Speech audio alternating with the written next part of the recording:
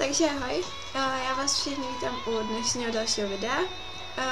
Tohle budou teda srpnový nákupy. Doufám, že se vám video bude líbit, že se u něj nebudete nudit a po případě mi můžete nechat komentář či hvězdičky.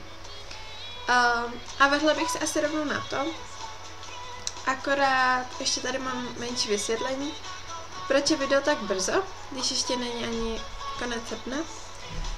Video je tak brzo, protože jsem se rozšoupla hned na začátku a myslím, že teď už si snad do konce srpna nic nekoupím. A kdybych si náhodou něco koupila, tak to bude v tom zářijových nákupech. Takže asi tak. Jinak je to hlavně z toho důvodu, protože už ty věci některé dávám do prádla, aby se vypraly a tak. A já bych na to potom zapomněla, co jsem si kupovala a půlku věcí bych prostě vám neukázala a tak.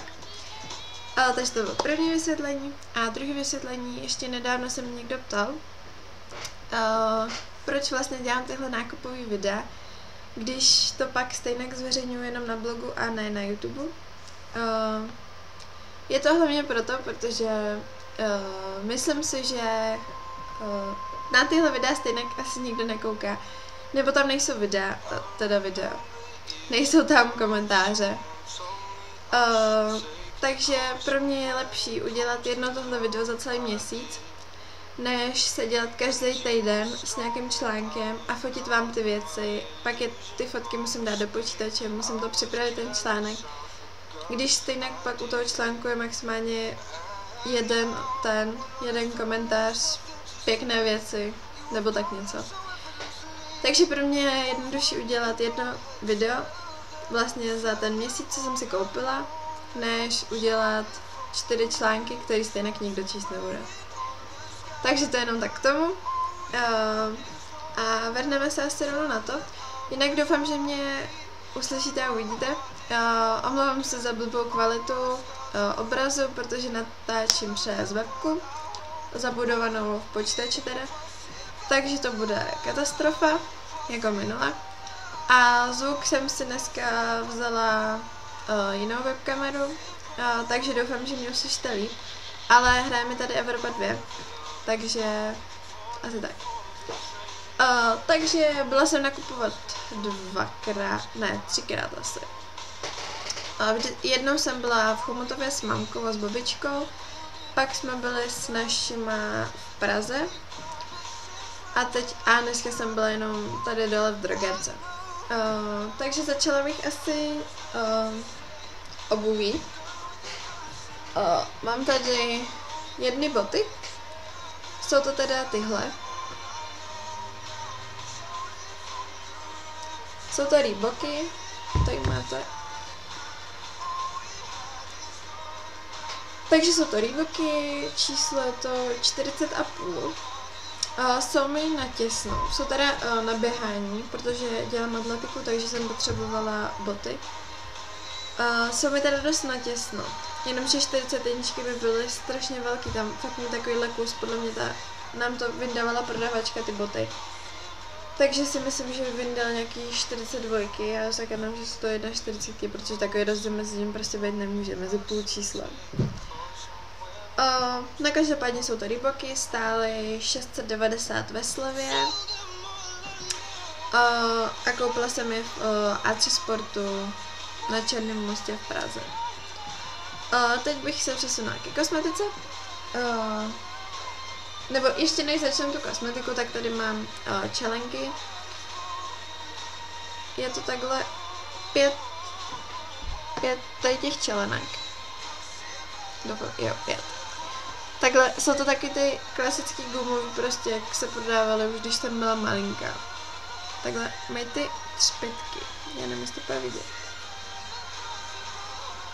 Prostě mají také ty třpytky, možná tady úplně. Jo, vidíte to? To stříbrný. Takže to mají všechny. A mám teda hnědou, okrovou, stříbrnou, béžovou a fialovou. A myslela jsem si, že budou držet, protože jsou takový pevnější docela.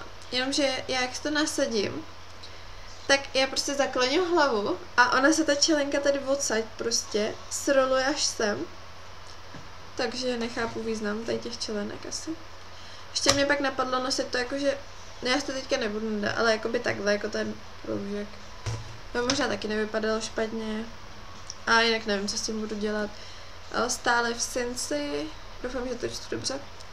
Cincy za 29 korun. Taky byly zlevněný a nevím z kolika.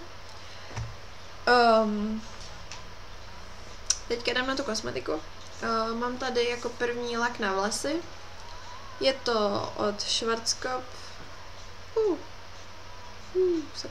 Takhle. Je to taková ta zlatostříbrná barva. Oni mají víc těch barev. Je to teda Taftlak na vlasy 48-hodinová fixace bez slepených vlasů. Extra silná fixace. Je ho tam 250 ml. Nevím. Včera jsem si dělala vlnky akorát, proto mám ty vlasy takový hnusný. Takže jsem si včera dělala vlnky, přestříkala jsem si to tím lakem a vydrželo to teda celý den. Docela. No já jsem si to vlastně dělala někdy dopoledne. Někdy během oběda jsem si dělala ty vlnky. A docela vydržely do večera, no. Ale jako nějak extra teda, jako kdybych si je udělala ráno. A to jsem ještě neměla takový extra, jako já jsem měla jenom prostě na konečkách ty menší vlnky. Takže nevím. Nic extra, ale byl ve slevě stál 59. Myslím, že. 59 a teďka nechci kecat kde. Asi v Rossmanu. Myslím, že v Rossmanu. Mám takový pocit, že jsem ho kupovala v Rossmanu. No každopádně lak na vlasy. Je to Extra Stark 3. No. A pak, jak jste si mohli všimnout, tak jsem blázen do laku na nehty. Každý měsíc si musím koupit minimálně jeden lak, protože jinak to nejsem já prostě. Takže jsem si koupila 5 laků teďka. Jeden je z Claire's. Sakra, tady. To tam asi nebudu moc vidět. Vidíte to Claire's. No každopádně je to taková lila barva. Mám ji třeba na maličku tady. No tady na to. To bude vypadat divně. A tady ten je bílej. To je jako něco jiného. Nebo na palce možná ještě. No, prostě taková lila barva. Světlá. Stál mě 30 korun ve slevě a původně stál 80. A já jsem si nic jiného v Claire's nevybrala, protože to tam mají docela drahý. A nechtěla jsem nějak extra utrácet. Takže jsem si řekla, že aspoň ten lak si prostě vem. Takže to je jeden lak. Potom tady mám 2 laky. Od Coloramy Maybelline New York. Opět. Je to takhle. Tady to je odstín 140 a tady to 108. Je toho tam 7 ml. Já vám možná ukážu. Jo. Jsou docela sytý tady ty laky. Já jsem zkoušela na nechtech teda zatím tenhle, ten vypadá moc dobře. A tenhle jsem ještě nezkoušela popravdě, ten zlatý. Ale myslím, že bude taky jako dobrý. Myslím, že to bude v pohodě. Oni tady tak Colorama, abych řekla, že má docela dobrý ty laky. Až třeba na ten bílý, ten musím dát 2 vrstvy, jako aby to krylo. Ale jinak s těma ostatními, jako s těmi barevnými, nemám problém vůbec žádný. No a to jeden stál teda 40 korun v Rossmanu. A pak tady mám dneska, teďka akorát jsem přilítla z krámu. To je Gabriela Salvet.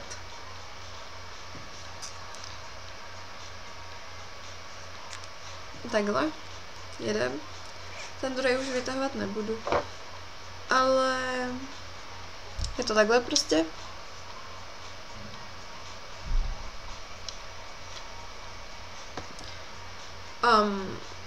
Je jich tam 11 ml, takže jsou o něco větší než tamty.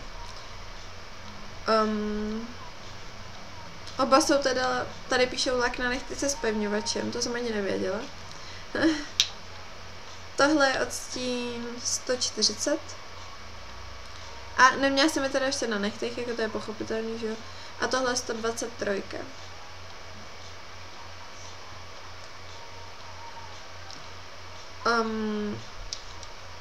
Jinak jeden stál 50 korun, taky v Rossmannu. Byl taky zlevněný, jinak stojí 80?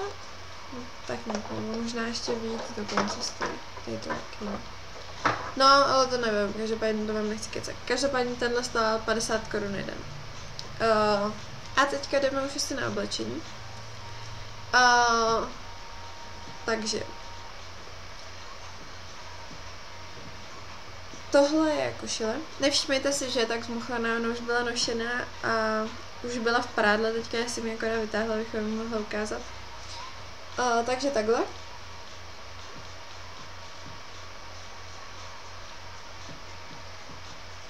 Tady má kapsičky, jak můžete vidět. A zezadu s limačkem. Je docela průhledná, ale tak mě to nějak extra nevadí. Je Stanley Veil. Tady má dole tu gumu, což se mi strašně líbí.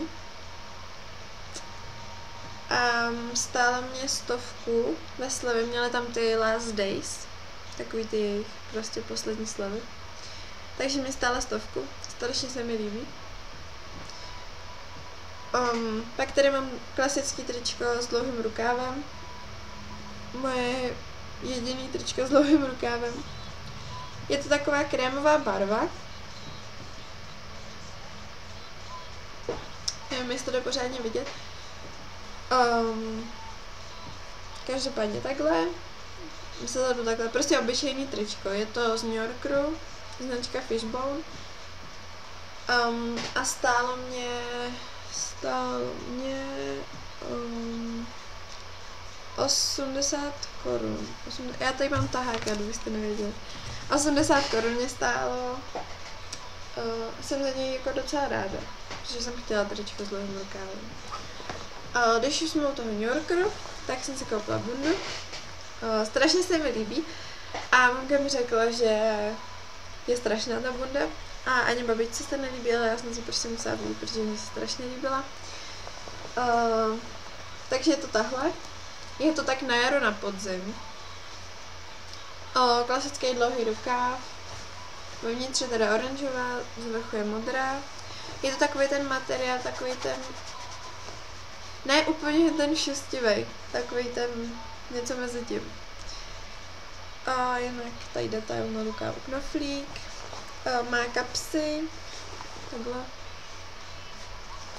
A zapíná se jenom na knoflíky. Jenom tady na ty knoflíky se zapíná. Ještě zezadu vám ukážu. Z toho se jako nic extra mít nebudete, ale prostě úžasná. Stála mě 250, taky ve slevě, ale taky v New Yorku. Teďka šátek. Ten jsem teda dostala. Takže ten nevím, odkud je. Ten jsem dostala od tety. Je úplně úžasný, je úplně krásně nadejchaný. Úplně... prostě úplně úžasný. No to chápete, ne? Takhle šátek prostě.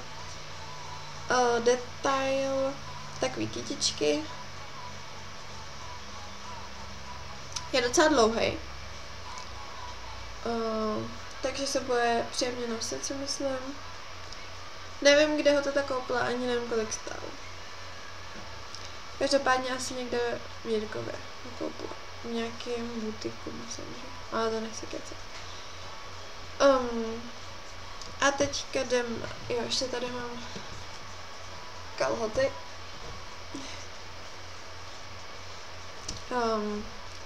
Já jsem chtěla ty dlouhé kalhoty, to víte. Takže mám dlouhé kalhoty. Tak to vypadají zepředu. Nejsou tady na gumu. No to zdá jako guma, ale není to guma. Jsou fakt pevný. Takhle zezadu. Tady ta kapsička, ta je tam jenom na okrasu, tam se nedá nic dát. Jo, a ještě má to zapínání teda tady na straně takhle. Jsou z HMK. Stále mě 250, ty teda jako ve slevě nebyly, ale tak jsem si říkala, že zase za tu cenu jako to není moc. Bych řekla 250 za kalhoty. No. A měli tam jakoby víc těch barev, já jsem se vybrala tady tu, protože se mi prostě líbila. Tak jo, ještě tady mám podprsenky, a to asi nemusím nějak to. Prostě bílá a puntíkovaná. Ta puntíkovaná je taková infantilní, taková dětská prostě. Ale oni byli spolu v setu a já jsem potřebovala bílou. A jsou z CAčka, stále 225, obě dohromady. Takže to jsem řekla, že to jim tam prostě nenechám. Takže tak. Máme tady mašličku ještě. A tady tam má bílou mašličku. Takže CAčko 225. Už se blížíme ke konci. Dneska to má jenom 16 minut. Takže svetřík. Úplně dokonalý, úžasný.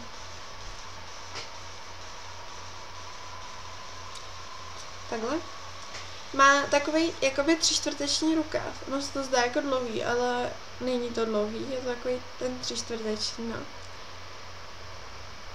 Zezadu prostě klasicky. Tady to má ty knoflíky. A ten stál. Proč to tady nemůžu nikdy najít?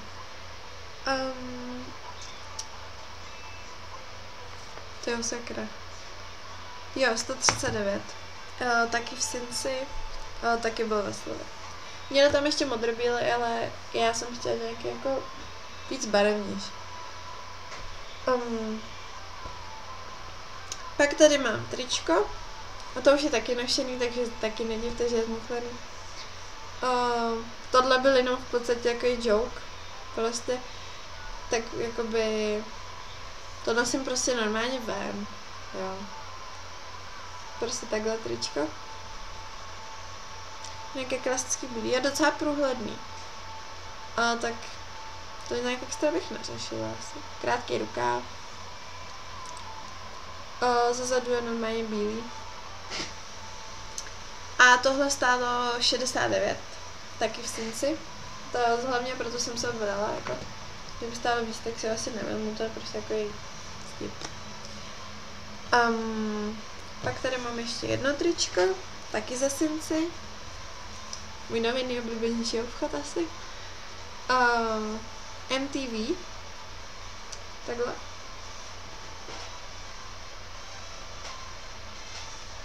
Music Television. Krátký rukáv. Zezadu normálně šedivý. Je docela oversize, bych řekla. Nebo jak se to říká. Je mi docela velký. A je i docela jako takový kratší. Ale zase si říkám, že k leginům to bude úplně v pohodě. Nebo klidně k těm vysokým kraťasům. Však to je jedno, ne? A tohle stálo 99.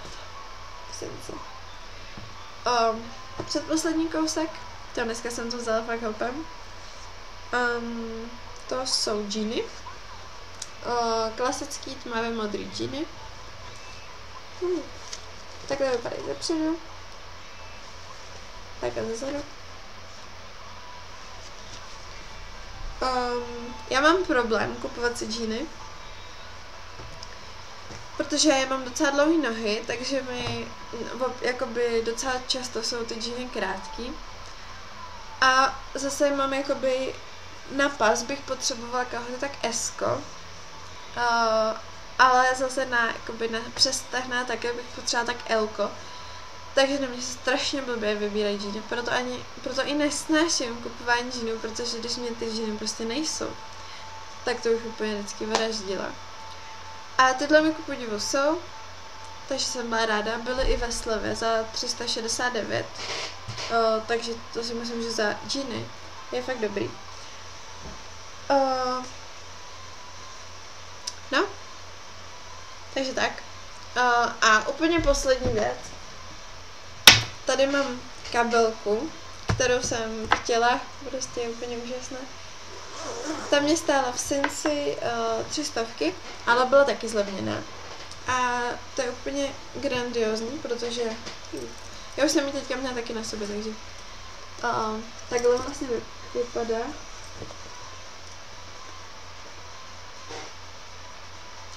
Jak můžete vidět, je docela prostorná, co se určitě hodí. Já mám ráda ty velké kabelky, já nemám moc ráda takový ty malý. Nebo když už, tak to fakt jenom, když jdu někam, nevím, do sámošky pro zvykačky. A tady má kapsičku. A tady taky. Tam mám snad dokonce i jelení lůl, možná už. Jo.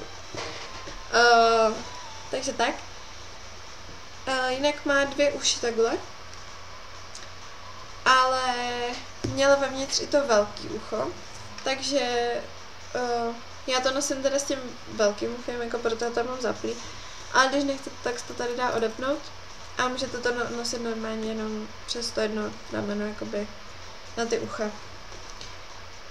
Ještě bych vám to mohla ukázat zevnitř. Takže, no. Vypadá to prostě nějak tak. A takhle je kapsička na mobil. A vedle toho je třeba na kapesníky nebo tak. Prostě co se tam vejde, jako je to docela prostorný. Z druhé strany je ještě jedna takováhle kapsa. Tam většinou strkám telefon a sluchátka, protože nesnáším, když mám nějaké věci v tašce a ty sluchátka se mi prostě zamotají do něčeho. To je úplně, to je strašný. Fakt to rozmotává, když chci poslouchat písničky, to je hrozný. No a jinak je to prostě jedna velká kapsa, jako taška, prostě normální. Takže jo, to je všechno. Doufám, že jsem na nic nezapomněla. Jsem strašně ráda, že jsem nepřekročila hranici 30 minut, protože by to stejně nikoho nebavilo. A doufám, že se uvidíme u dalšího videa. Takže zatím ahoj.